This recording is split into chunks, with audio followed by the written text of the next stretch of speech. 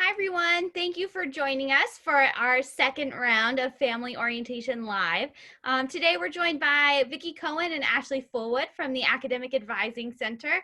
And we're happy to answer questions about how your student will experience the academic course of their Towson journey. We also have some students with us who can talk about what it's like to get support in academics, experiencing classes, work with their advisors. So first, I'm going to have my students go ahead and introduce themselves. Felice, do you want to jump on the call? Hi everyone, so my name is Felice Lorden. I'm a upcoming sophomore. I'm a pre-nursing major. My pronouns are she, her, and I'm from PG County. Thank you. And Kristen? Hello everyone, my name is Kristen Hanley. I am a senior Family and Human Services major. My pronouns are she, her, hers, and I'm from Baltimore County.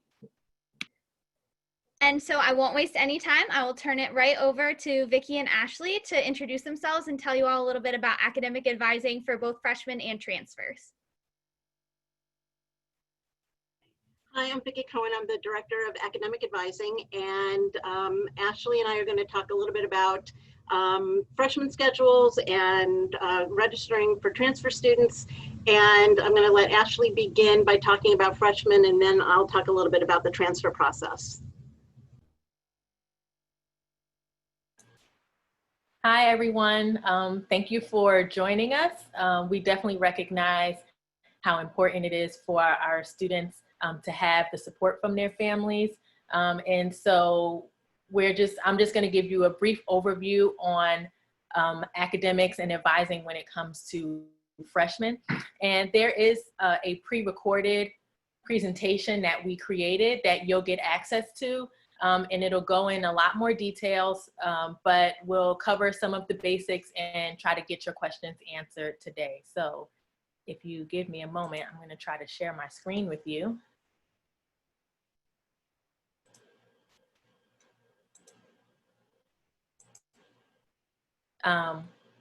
So first, we are, in terms of freshmen, all freshman students will be assigned an academic advisor, and we have a program called the First Year Experience. So when we refer to FYE, that's what we're referring to. Has my presentation come up? Can you guys see it? I don't see it, Ashley. No.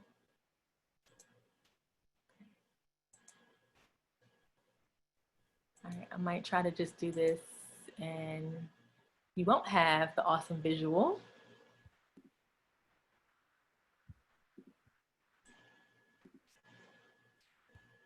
All right, well, like I said, you will have access to the presentation, so you'll see some of the slides and some of the information that I'm going to talk about. But essentially, we have a program, an advising program that is specifically designed for incoming freshman students to help them make that transition from high school to college. And so, as I mentioned, every student will be assigned either a professional advisor for their first year or a faculty or staff person from Towson who's been specifically trained to work with the first year students in that advising process.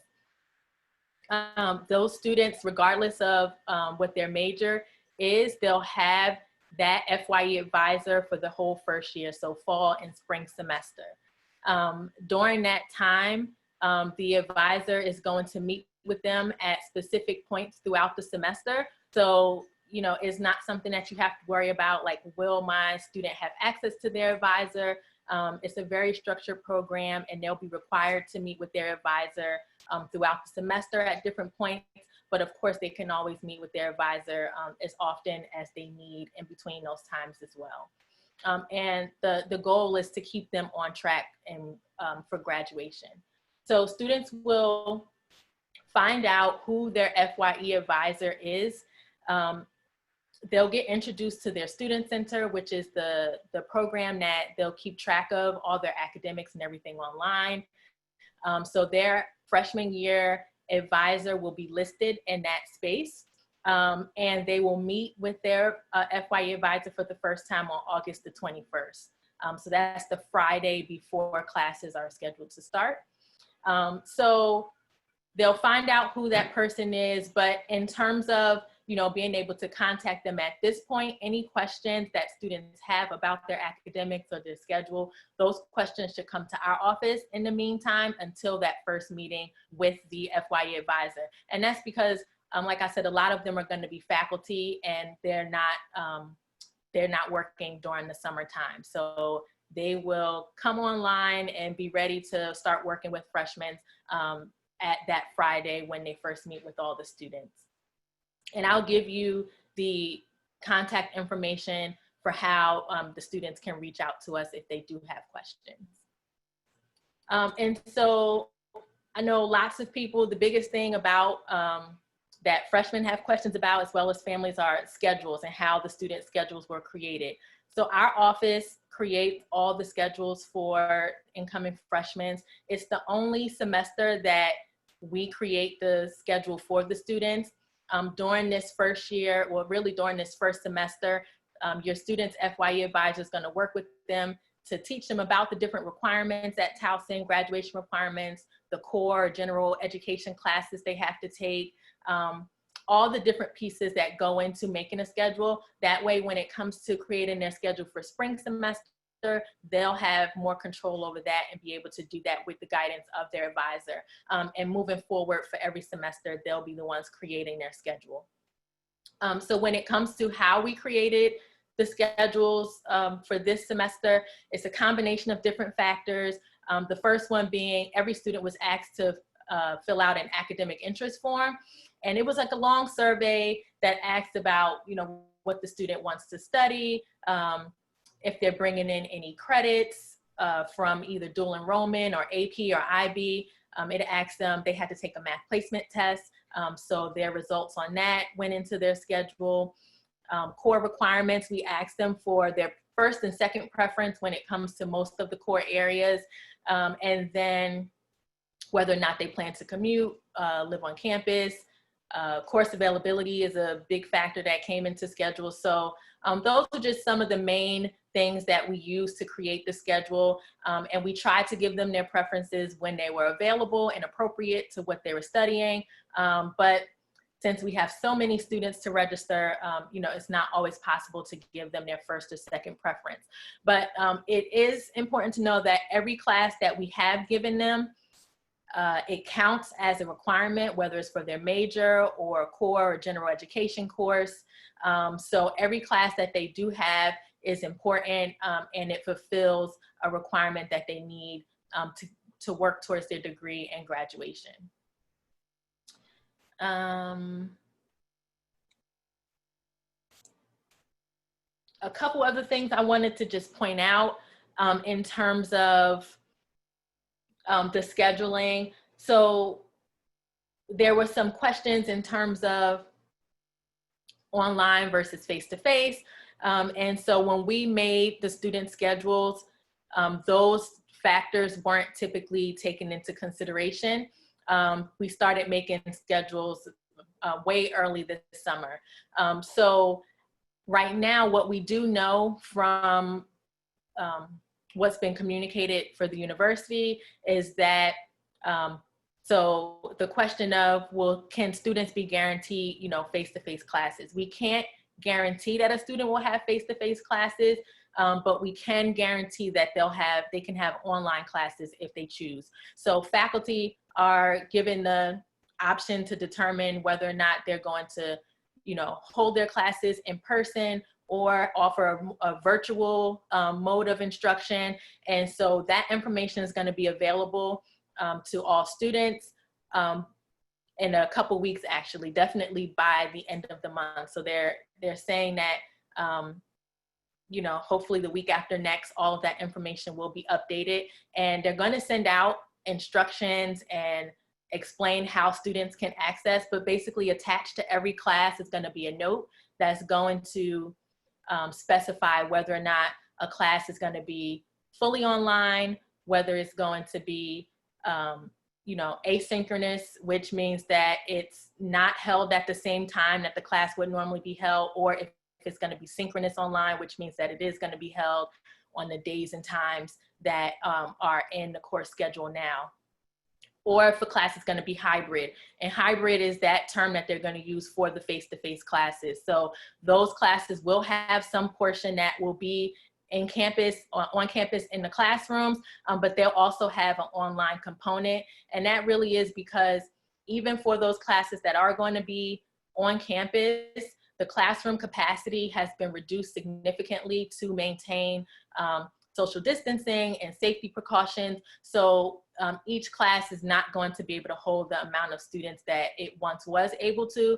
So that means that, you know, there may be certain times when the faculty might rotate students through the classroom, or they'll choose how they want to handle that. But all classes are going to have some type of virtual component to them, just because we can't have as many students in the classroom as we normally would be able to. So that information will be coming out soon. And like I said, when all of that is updated, you'll receive communication on how to receive it, and your students will know how to log in and where they can find the notations for each of their classes as to how it's going to be held, either fully online or hybrid. So we also get questions. So when you're talking about making changes to schedules, that's something to keep in mind. Since if your preference is not to be in the classroom and you want to have online, you don't necessarily, or your student doesn't have to change their schedule in order to look for fully online classes.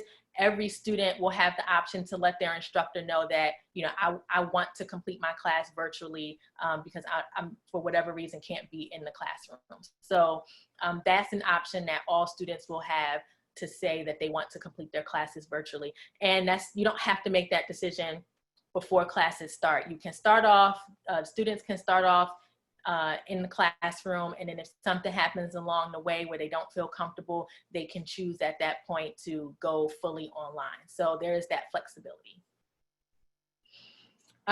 In terms of other changes to the schedule, so right now we're only taking academically essential changes that need to be made to student schedules. So for example, if the student asks to major in business and now they've changed their mind and want to do art. So that's a reason why we would definitely want to look at the student schedule to see what changes need to be made, because that's a pretty big change in major. So that's something we'll change. Also, on the AI academic interest form, students were asked about AP classes. So if they didn't indicate that they were going to be receiving credit, but then they are, we will go back and make adjustments based on that. Or if they thought they were going to get credit, we do get the AP scores in, and we do go back and recheck all the schedules once we get those AP scores in. So if there's something that we weren't aware of and then the scores come in, we can make those adjustments. And again, if a student is scheduled for a class that they're already getting credit for, that's considered an academically essential change, and they can contact us to make that adjustment as well. If it's just preference in terms of, you know, they don't necessarily want that time or that subject, those changes can be made by the students during our change of schedule period. And the change of schedule period is going to run from Sunday, August the 23rd through Sunday, August the 30th. So it's a week. And what we hope you will encourage your students to do is, before they decide to say, oh no, I definitely don't want to take that class, to try it out. So that week is a time frame where they can actually attend the class, they can meet the instructor, they can look at the syllabus, and then see if maybe they are interested in taking it or would be a good fit. And within that week period, if they decide that it's not, they can drop the class and swap it out with something else. So that week-long period is when they will be able to make changes. Now, they, as I mentioned, they'll meet with their FYE advisor on the 21st of August. During that meeting is when they should talk to their FYE advisor about some of those changes that they want to make, just so that they can be well informed of, you know, what the implications are if they swap out certain classes, and make sure that they're going to be looking for classes that will still meet requirements that they need. So they can have that discussion with their FYE advisors on the 21st, and then on the 23rd is when they can actually start to make changes to their schedule.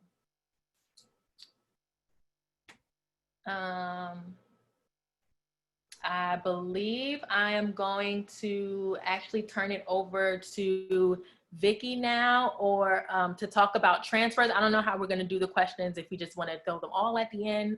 But Vicky, if you Yeah, want to jump in. actually, we can throw it over to Vicky to do a brief overview, and then I'll finish up these questions and we'll open the chat for some more. Thank you. Hi, everybody. Thank you for being here. And I'll just say off the top, thank you for being understanding and patient with us as we are all learning how to deliver classes and make the campus experience and college experience good for your students. We're all learning as we go. Every day we learn something new. So thank you for being patient with us. I'm just going to really briefly talk about what happens with the transfer students. The process is a bit different than it is for freshmen. Freshmen we expect come in, they have, can be much more flexible with the schedule. They have more time to complete all the requirements. Transfers we do a little bit differently, mainly because we want to make sure that we've been able to evaluate all of the credits that they've received from one or more institutions and make sure that we have those credits, understand what students have taken, so we don't start recommending classes for which they're already receiving credit. And that's the main thing. So it takes a little bit longer because we need to go through that transfer evaluation process. Now, what should be happening right now is for transfer students, they should be doing the online orientation. Just to say, going back to some of what Ashley said, all of the information that Ashley was talking about is in the freshman online orientation as well. So students can be looking at that. If there's some questions that you had or something wasn't explained well, students can go back and look at that freshman orientation online. There's a transfer orientation online.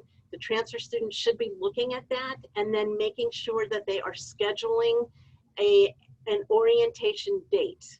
And on that orientation date, which will start on July 20th and runs through July 31st, there will be a time when transfer students will actually meet virtually with an advisor in their area of academic interest. So there will be advisors available for business majors, for biology majors, for art majors, for all of the majors. And there'll be advisors available for students who haven't decided on a major yet, who are transfer students.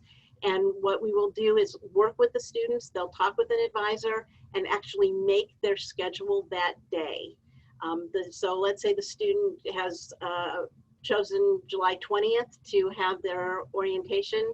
July 20th, they will go online, they will talk with an orientation leader, then they will talk with an academic advisor in that area, and the students will register themselves while an advisor is there to make sure that they're getting into the classes that they need. One of the reasons why we do that is the classes, like I said, for transfer students are going to be much more specific, the students will really need to have that sequence of classes in order to be able to graduate on time. And so sometimes we've saved some seats for transfer students that can't be seen on the system, and they might think that classes aren't available. But that's why it's really important for the transfer students to be online with their advisor on the day they're supposed to be there, so they can get permission to get into the classes that they need. They will only have that one day. So if it's July 20th, they will have until 11:59 on July 20th to make their schedule. And then scheduling is closed for the next day's students. Then it's opened up for all transfer students beginning again on August 1st. And then students can make changes to their schedule. We highly recommend that students get the schedule that they need on the day they are assigned for their orientation and the day they meet with their advisors online. So it's very important that they get their schedule that day. If they need to make changes, they can, but it will be a little while until it's open to everybody on August 1st. So what the advising process, once orientation is completed with the transfer students are assigned to an advisor in their major area. So for freshmen, there's a first year experience advisor who can work with a freshman student throughout their first year. By the time transfer students get here, they most likely have a major and they want to be advised by someone in their academic department. And so those assignments will be made by each academic department. It will be on their student center, so they will be able to see it.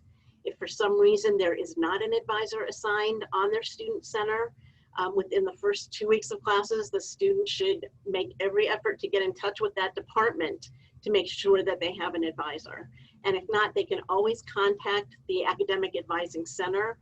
That's where we work. It's in the lecture hall in the middle of campus. We're generalists, but we can make sure that students can find someone in their academic department to make sure that they get an advisor. So those are really the quick main things that I wanted to talk about. Again, start asking questions. We're here to answer them. I just want to give you as much time as we can to have some of your own questions answered. Thank you, Vicki. I'm going to give you some of the ones that were pre-submitted through our forum last night. If students are struggling in a class, how do they navigate, A, I think getting help they need first, but then B, how could they drop a course if that's going to be the best for their academic path? Okay, so I think one of the questions that's sort of related to that is what's a full-time student? A full-time student is 12 credits, a minimum of 12 credits to be full-time. Students can take up to 19 credits, which I would not at all recommend. You don't really want to have any more than 5 classes. Now, students, you can pipe in if you want, but I think 5 classes, sometimes it's more than 15 credits, 5 classes, because you're taking a lab class, that would be an extra credit. If a student has 15 credits and they feel that they need to drop a class, they can. If it's a 3-credit class, they'll still have 12 credits. They will still be considered a full-time student. Students have about 8 to 10 weeks to be in a class and to decide if they're doing well. If they decide at the end of 8 to 10 weeks that the class just isn't working, and that by taking that class out of their schedule, they'll be able to be more successful in the other classes that they have, that's perfectly fine. What their students are doing is opting for a grade of W. So they're withdrawing from the class. It does not impact their GPA at all. The only impact is in the number of credits earned for the semester. And there are a lot of different ways for students to make up credits. Taking 6 classes the next semester is not one of them. You don't want to overload the next semester if you're having trouble. So students, you can, again, feel free to chime in. But students do have the opportunity to withdraw from a class. I would highly recommend that they talk with their advisor before they do that. And there are also tutoring opportunities available. We have a tutoring and learning center. There's tutoring for almost every undergraduate class. And students are eligible to get tutors. It's free. I would recommend they do that. We also have other services on campus. We have a writing center. There's the counseling center. There's a career center. There's all different kinds of opportunities that students have to get support that they need. Thank you. And to follow up on the tutoring and learning and writing center, Vicki, I don't know if you're able to speak to what will be available online and support for online classes specifically. If not, I've chatted with a few of those folks. Right, and so I know that for the tutors, almost all the tutoring will be done online, and it will be one-to-one. It could be a group, but it will be online just because of social distancing issues and to make sure that everybody's safe, but the tutors will be available. I don't know, Catherine, if that's the same information you have. Yep, but that's exactly what I've heard. Yep. Shifting topics a little bit, when should students plan to apply for screened majors? So if they're not automatically accepted into their major, and if they are a transfer student, does their transfer GPA count towards applying to their screened major? I'll take the transfer part. Ashley, you might want to take the other part. But for transfer students, yeah, it's interesting. The only credits that are calculated into the Towson GPA are courses that are taken at Towson. So for the most part, when a student transfers in, those grades are on their transcript. They're just not calculated in the Towson GPA. However, for screening purposes, if you're an education major, if you are a business major, any of the health professions, those grades will be counted as part of their application to get into the screen major. Excellent, thank you. So, and the other part of that, I would just add is that particularly for new students coming in, So as we mentioned, they'll all be assigned an FYE advisor.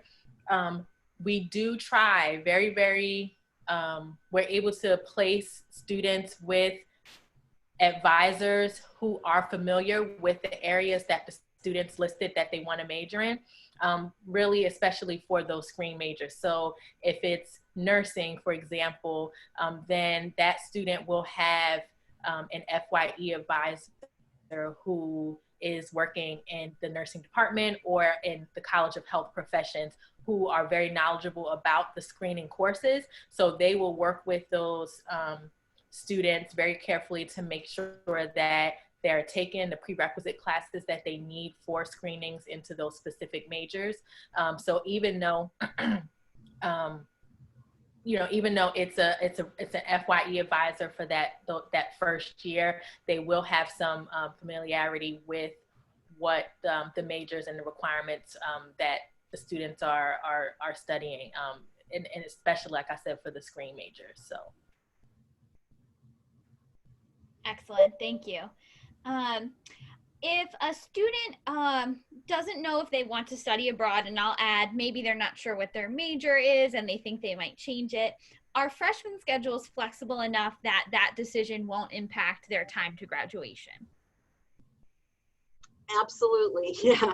That's the nice thing about the freshman schedules. It's the classes that students have are going to count toward graduation, and they might also be core classes. They might be prerequisites for the majors. There's lots of different things, but yeah, students need 120 credits to graduate. So classes are definitely flexible. Unfortunately, there aren't any study abroad programs going out for this fall, but we hope to resume them maybe as early as January, but certainly in the spring and next summer and fall. So there's plenty of time. The nice thing about study abroad is they have information sessions every day. So a student who is interested in study abroad can actually go to a virtual introductory session on what students need to do to study abroad, all the different kinds of programs that are available, what kinds of classes students should have before they go, and what kinds of classes they can take while they are abroad. So there's all that information is readily available. Thanks. And I know this is also not your office, and I can certainly put, we can put resources in the chat to connect to accessibility and disability services. But if a student is seeking accommodations, if they had them in high school, what does that look like for our students in their classes? They should, over the summer, get in touch with the it's not Disability Support Services, it's ADS, but get in touch with that office. And Catherine, maybe you can put the contact information in the chat, but they should do that as soon as possible so they can make sure that they have accommodations as soon as classes begin. Excellent. So I'm gonna throw a question to Felice while Kristen maybe opens the chat for additional questions. So Kristen's gonna go ahead and open the chat. Felice, what are your tips and tricks? What should these family members be telling their students to do to succeed academically? So hi everyone, my name is Felice again. Like Ashley said, the advisors are really like kind of your best bet to like graduating on time, getting the best classes. My major, like I said, was pre-nursing. So my advisor was actually a health professor at Towson. So they really know like what classes you should be taking. But of course, they're all human. So people always make mistakes, you know, everyone's human. So I really recommend looking at, if your student knows their major or they're like looking into majors, I really recommend looking at Towson's 4-year schedule, because they have that for every major. And so they basically just tell you what classes you should be taking each semester of each year if you want to graduate on time. I also really recommend looking into the tutoring and learning services. The writing services, I'm sorry. I know some professors will require you to visit there for like extra credit maybe, or for some points for the class. And I really recommend it, even if it's not like a recommendation for your class, because they really did help like writing papers. And even if you want them to look at like your resume or something, they're also very helpful. What else? There's just a lot of resources, like they said. Definitely tell your students about the resources that we were telling you about. And yeah. Thank you. And feel free to chime in as Kristen asks some of these questions, because I think it looks like some of them are about the experience in the classroom. So there is one question. So if one student wants to take their class virtually, but the professor only offers it face-to-face, is there any opportunity for the student to take the class virtually? Absolutely. Yeah, there's because of the health situation of students, their families, faculty, their families, there will always be the option to just take the class virtually. That will always be the option. There may also be the option to have some in-person time, but there's always the option that the class will be online. I'm reading some really interesting questions here. So one of the questions was, can the meeting with advisors be virtual? And that's absolutely yes. We have, we just invested in Zoom, so everyone has access to Zoom. We have access to WebEx. So we did all of our advising virtually in the spring, and we will continue to do that if that's what the student prefers in the fall. So students will have access to their advisors virtually and email, and we'll make whatever accommodations we need to make sure that we get in touch with the students. So just understand from our perspective, this is what we do. We want to talk to the students, and if it means that we have to do it virtually, we will be happy to do it virtually. Awesome, thank you. And so if a student has a class in person and then immediately after has a class online, is there any space for them to take their class online and be present? Yeah, that's a really good question. And it was something that came up in all of the discussions about how are we going to manage all of this. And that was one of the big questions. What happens if a student meets in person and immediately has a class online right after that? And there are going to be spaces on campus, 6 feet apart, where students will be able to go online and get into that online class 10 minutes. There's always at least 10 minutes in between classes. So they will have time to do that. And there'll be places in the library and other spaces on campus where they'll be able to do that, even if they don't have their own laptop. There will be places where they can do that. Perfect, thank you. So another question we have is about grading. So since online classes can be tougher for some students, is there going to be any extra support for students who are taking a class online and need that extra support?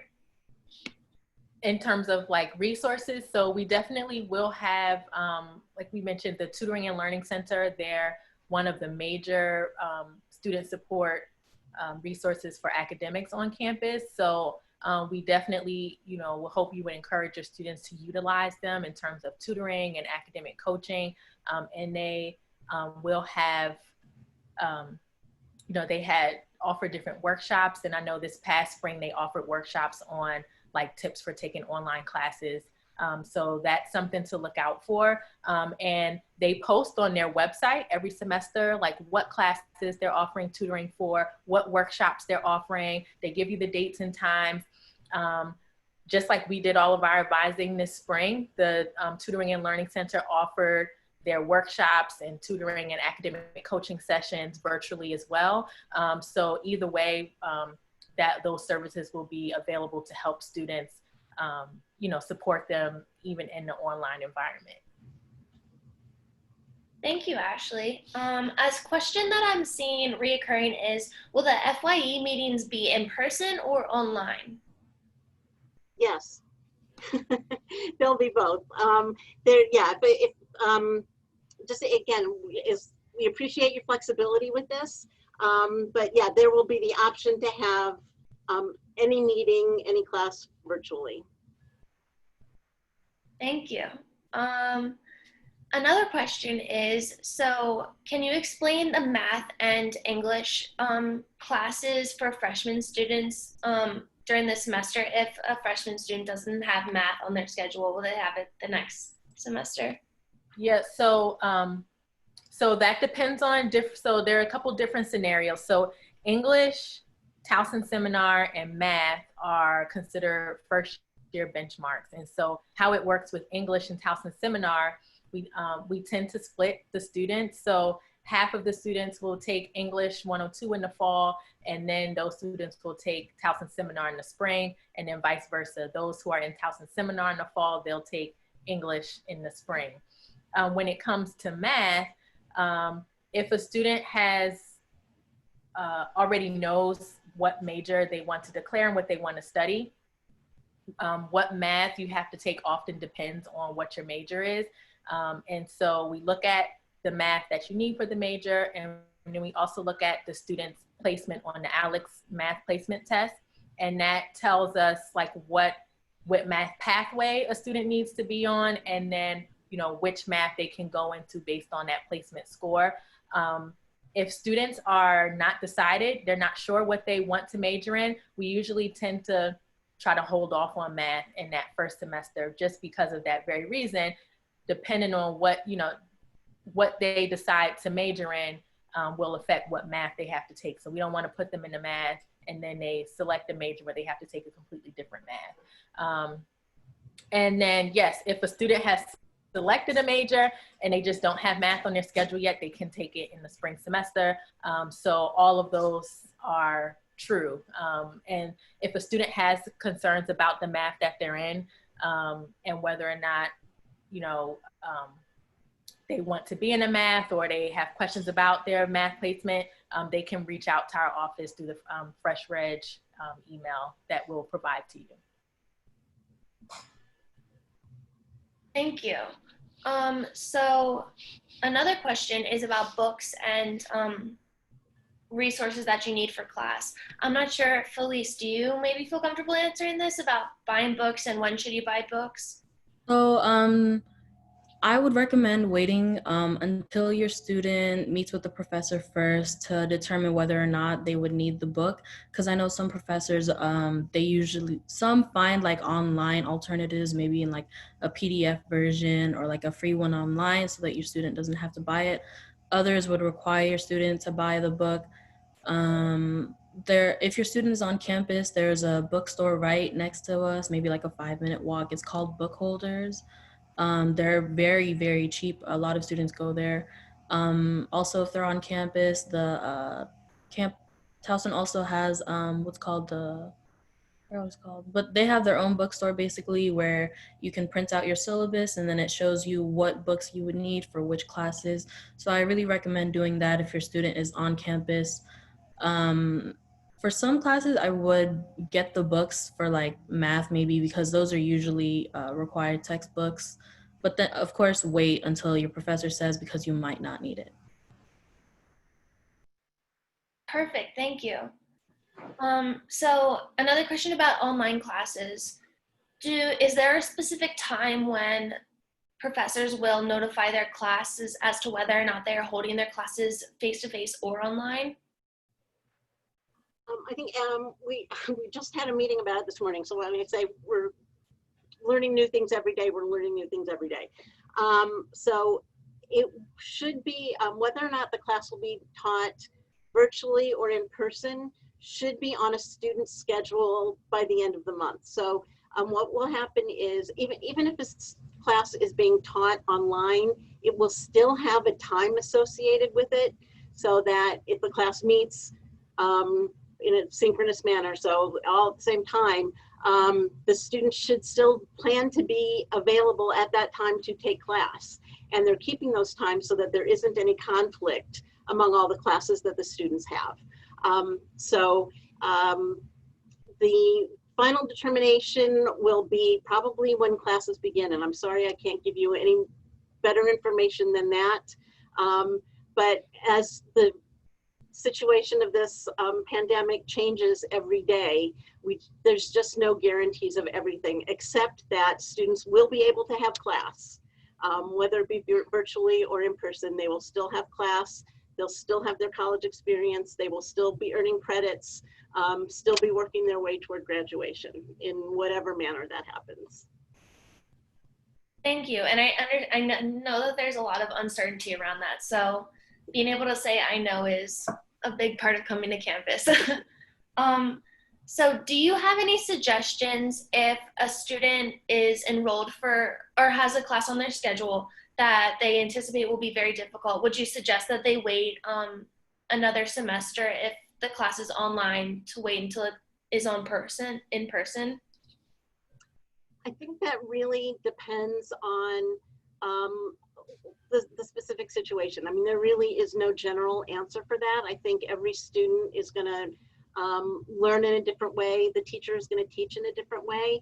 I did see that one of the questions on there, which is a really good question, is how are faculty preparing to teach online? And that's something that our Office of Technology Services has been working diligently all summer long with trying to make sure that faculty are comfortable teaching. We sort of did it very at the last minute in the spring. So we have much more time to work on what faculty need to do, what students need to do. We have a Blackboard program, and there are things that are going on with Blackboard several times a week to make sure that faculty are comfortable with that and to make sure that students are comfortable with that. It's really hard to say. What I would say for a student, if a class they think is going to be hard, sometimes things sound hard, and when students get in the class, it's not as hard as they thought it was going to be, or by the time they understand how to balance and study all of their classes, they really can make it work. So I would say that's nothing you want to rule out right away. You do have the first week to make those changes, and you can withdraw from a class, like I said, anytime up through 8 to 10 weeks. So, you know, don't make any assumptions until you're sort of in the class, I think is the best way I can say it. And never hesitate to reach out to any of the resources that are available to make sure that the student is comfortable in class in whatever form it's taking. Thank you. A question about transferring. Is there a time when transfer credits, dual enrollment credits from high school for incoming first-year students, when they will be applied, or what's that process look like?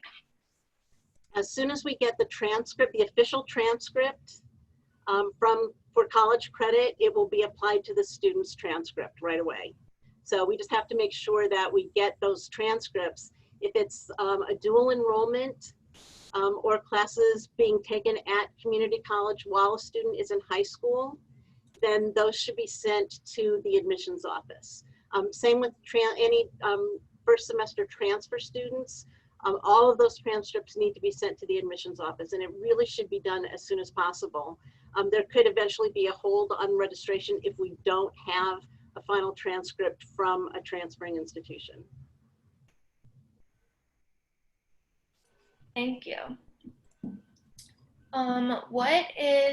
Is there a deadline to defer to the spring semester if a student discovers that for whatever reason they can't attend Towson?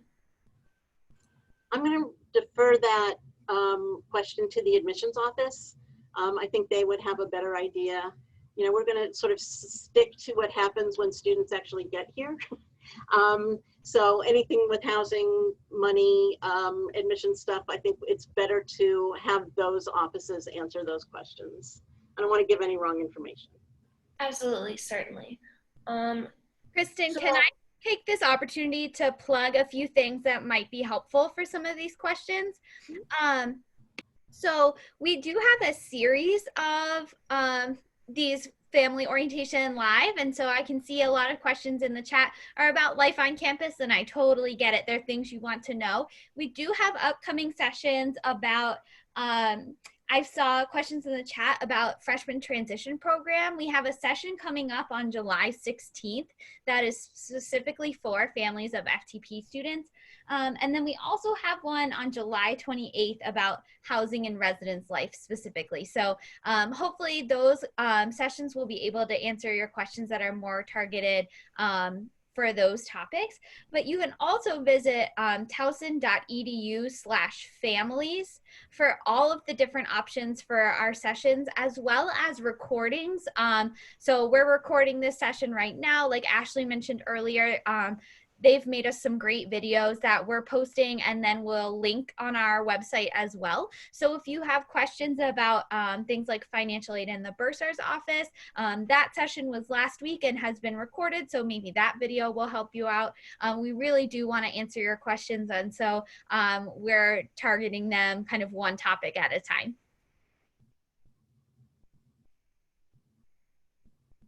Back to you, Kristen. Awesome. Thank you, Catherine. So regarding FTP students, will they have the same accommodations with choosing to take an online class and everything that is going on in Towson right now? Will they have the same option as traditional students? For example, if they have an in-person class and they want to opt to take it online, will they have that opportunity?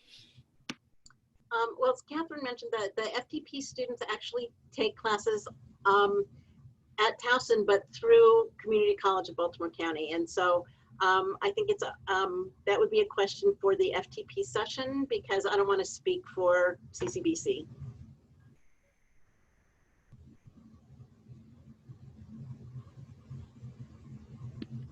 Thank you. I appreciate that. I'm looking for, I'm seeing a lot of repeated questions, so I'm trying to find.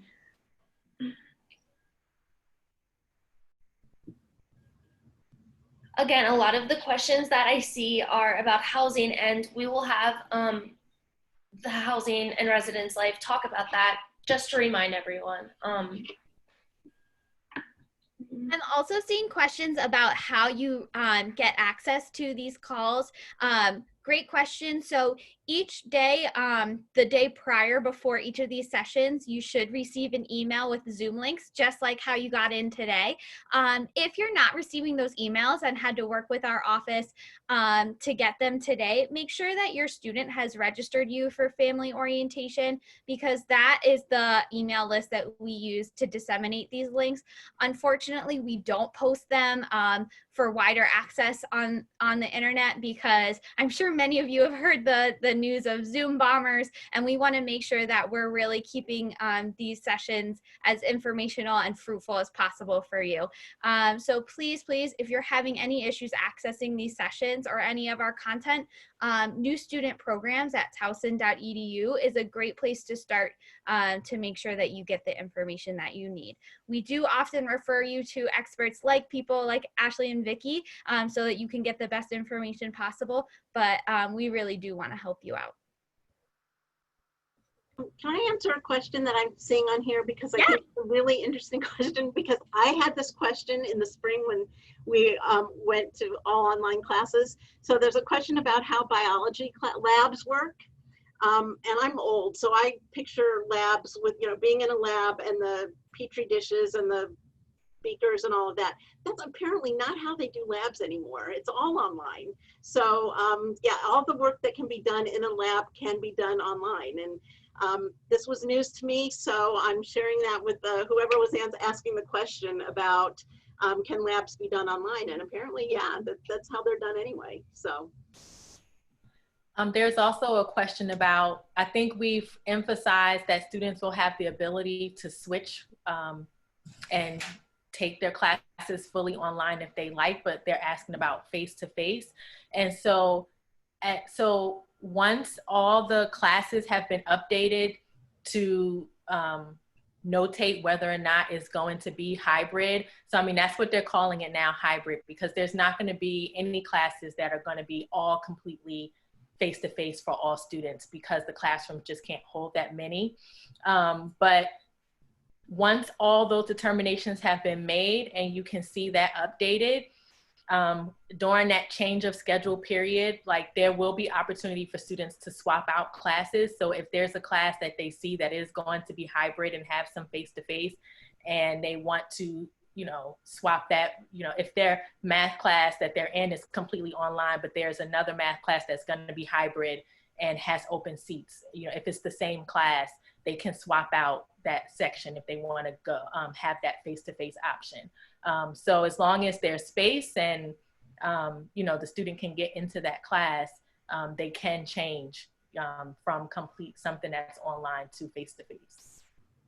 It's that first week period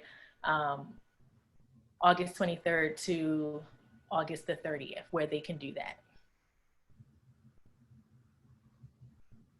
I'm seeing a question about studying abroad since we mentioned that earlier.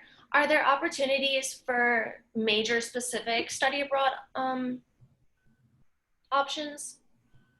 Yeah, oh, absolutely. And there are major specific, there are classes, study abroad opportunities that are taught by Towson faculty. So, I mean, there's some really cool trips. I mean, there's a business trip to England. There's a biology trip to Costa Rica. I mean, there's some really great things. So I would highly recommend getting in touch with the study abroad office to check out those opportunities. Because yeah, I start getting excited about it and I can't go. So there are a lot of really great things that students can do. Thank you. In a similar light, I know that you mentioned the option to withdraw from a class. And so will students still be charged for a class if they decide that they want to withdraw from it?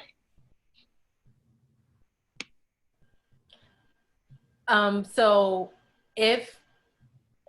students have that change of schedule period, and that's considered a drop. And so as long as the student is still full-time, if they swap out classes, then that shouldn't affect, charges. But if it's past that week change of schedule period and the student does withdraw from a class, it is possible that they will still be charged. The bursar typically has on their website, like a schedule of if you withdraw from a class between these dates, this is the percentage that you'll still be responsible for. If you withdraw during these dates, and so they have that information. But yes, you do, when students withdraw from a class, there are often times when they're still financially responsible for a portion of all of the class. I don't like to talk about money much, but I do know that it's the same price whether a student takes 12, 13, 14, or 15 credits. So if a student goes from 15 and withdraws from a 3-credit class and goes down to 12, there's no money back because it's the same price. It's the same cost for 12, 13, 14, or 15 credits. And that's as much as I'm going to say about money. I do quickly want to address 2 other questions. So for accommodations, I did drop in the chat the link to accessibility and disability services. On their homepage, they do have information about contacting them to set up an individualized intake appointment for your student. And if your student agrees, they will often let you sit in on that meeting so that you can all talk through how your student will receive accommodations. The other, again, interesting to me question in this chat is about marching band and choir. Those have been identified as 2 of the most high-risk activities that we can do in our academic environment because of how we know COVID is spreading with viral droplets and how forcefully you have to exhale for those activities.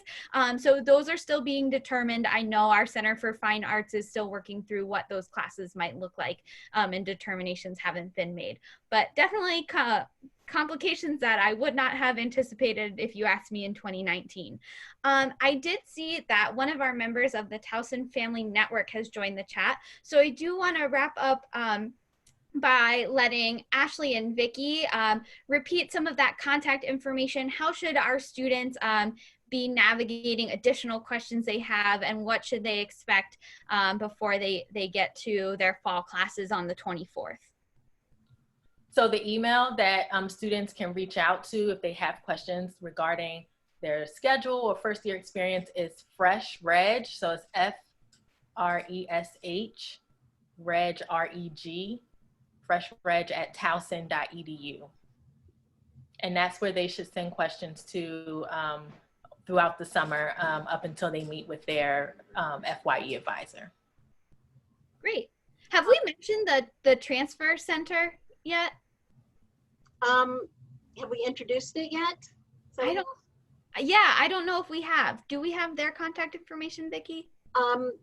I think it's a transfer center at towson.edu. So yes, and there's a physical space for a transfer center, and you could also, it depends on if the question is related to admissions or related to advising, but you could contact either one of those offices too.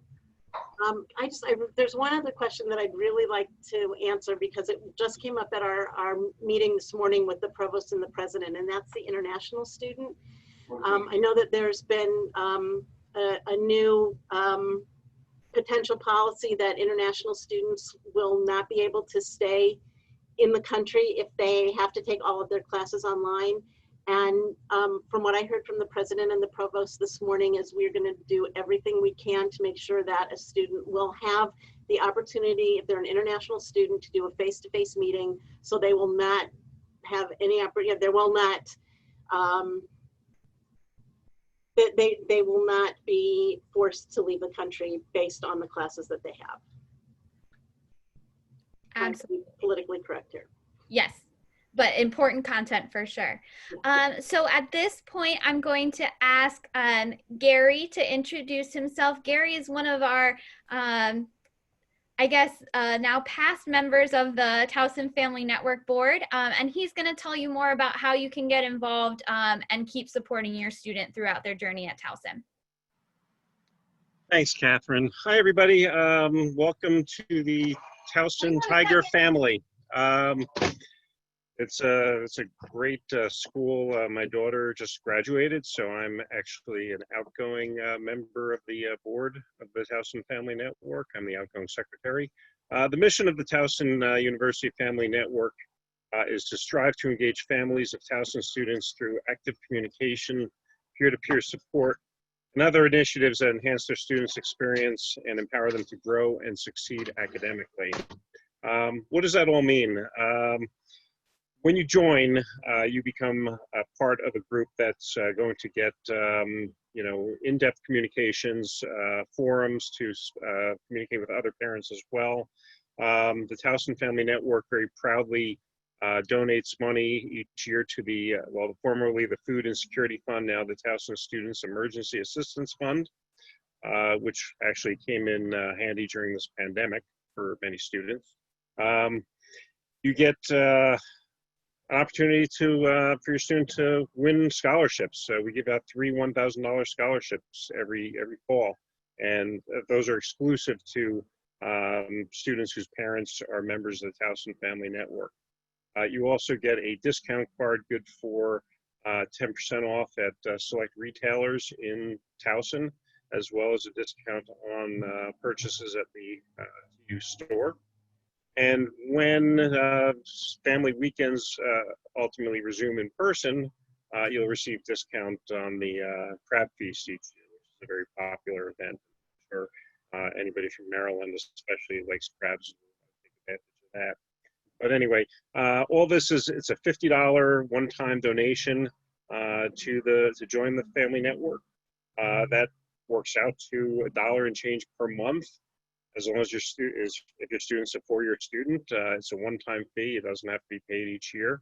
Highly recommend it. Like I said, I've got no dog in this fight. My daughter has graduated now, and I'm just helping out on a couple of these orientations, but I highly encourage every parent to join the family network. Thank you, Gary. I appreciate it and everything you've done for us. I want to say thank you again to Ashley and Vicki and Kristen and Feliz for giving these families lots of great information. To reiterate, this is only the second in a series of these family orientation live sessions. So please visit towson.edu/families. That's families plural, towson.edu/families to learn more about upcoming sessions, as well as navigate to our Towson Family Network page so you can join Gary in supporting your students. Catherine, can I just add one more thing as well? The Family Network has some board positions open, as many as 4 positions available. So if anybody wants to become more deeply involved, you know, just contact the Family Network and we'll give you an application to fill out. Absolutely. All right, everyone. Thank you so much and have a great afternoon. Go Tigers.